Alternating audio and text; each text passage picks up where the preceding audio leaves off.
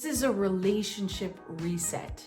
This is the point where we just say no more to toxic, karmic, intertangled, codependent relationship patterns. This is about liberating ourselves, releasing and purging, freeing ourselves from compromising, from not being authentic, from potentially hiding our true feelings, from avoiding confrontation. This is about the courage, Aries, the opposite, medicine, the courage to be an independent being in charge of pursuing with passion and drive its own destiny.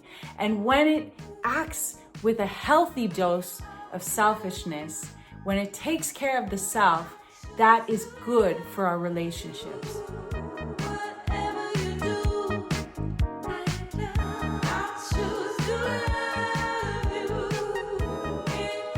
Is here to be your cosmic translator, to navigate the energy of this powerful full moon in Libra, opposite the sun in Aries, conjunct Chiron, the wounded healer. This is a full moon that will illuminate and show us things that were previously hidden. As the sun and the moon oppose each other, we have this tension, this dance between feelings and aspects of being. So this is a dance between Libra energy, where we releasing, letting go, purging low-end Libra and embracing high-end Libra. And where do we need to gain our courage, our Aries fire? So this full moon is air energy. It's very intellectual. Libra is cardinal air. So initiating, it's a lot of mental processing, and Libra desires deeply to seek harmony and balance and justice and fairness and relationship. Libra energy is all about relating to the other. It is about how that dance occurs, and Libra deeply desires for that harmony, that peace to happen. But shadow Libra is total codependence in relationship, toxic relating dynamics, compromising of the self, Aries, to have that relationship. It's lying. It's not revealing the truth for fear of confrontation. Libra can sort of skulk away from confronting a situation. So as much as we are cleansing and clearing that shadow dynamic, we are also having that sun energy in Aries that's pushing us forward, vitality, fire. Neptune has just gone into Aries. So we are really asked to be courageous, to take initiative, to be selfish in the good sense, where we don't compromise ourselves just for the sake of relating with others. So we want to be embodying, embracing that courageous initiation, initiatic path into our future. And this energy aligning with Chiron, this could be exposing the sun and Chiron are exact at 23 degrees, opposite that moon at 23 Libra. So sun and Chiron together is like highlighting, wounding. It's about looking at, it could be ego death energy. It's about the self, Aries. It's the self versus the other. So that healing, that insecurity, that wounding, that trauma of the self versus how it relates with other people. So we could be deeply healing or deeply feeling the pain, the wounding of those Libra Aries dynamics. So you do really want to take good care of yourself and take some time. It's quite tense in the sky right now, and do take some time to meditate, to journal, do your purging. Relationships versus the self is a huge, huge theme. Also, money, finances. What do you value right now? We have Venus that is literally stationing direct right at this time. And this is very big deal because Venus is the ruler of this full moon. So this gives the Venus energy a full push. Venus, the Venusian side of life. So beauty, the body, working with the body. It's about money.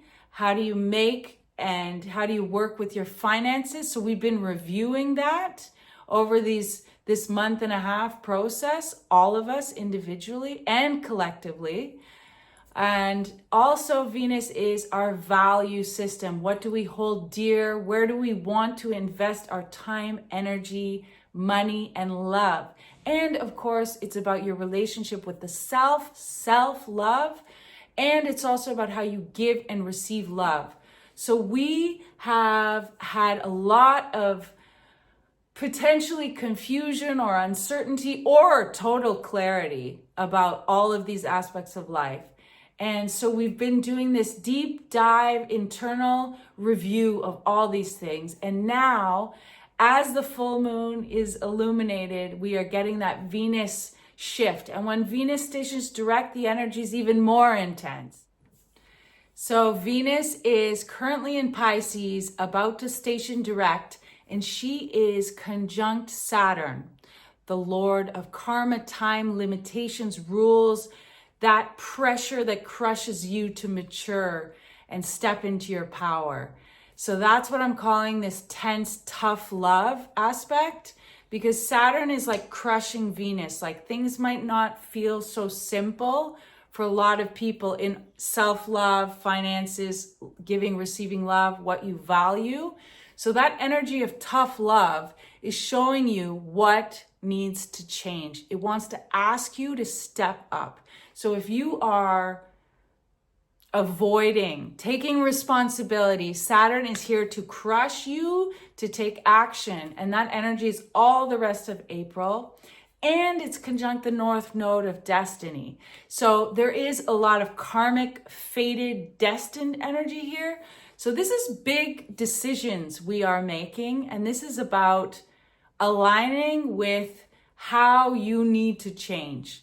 Because we are really, the whole year, again, endings and beginnings. We have the Pisces energy of the end. We have the Aries of the beginning. So it's all about how are you ending and letting go, releasing, purging all those lower aspects.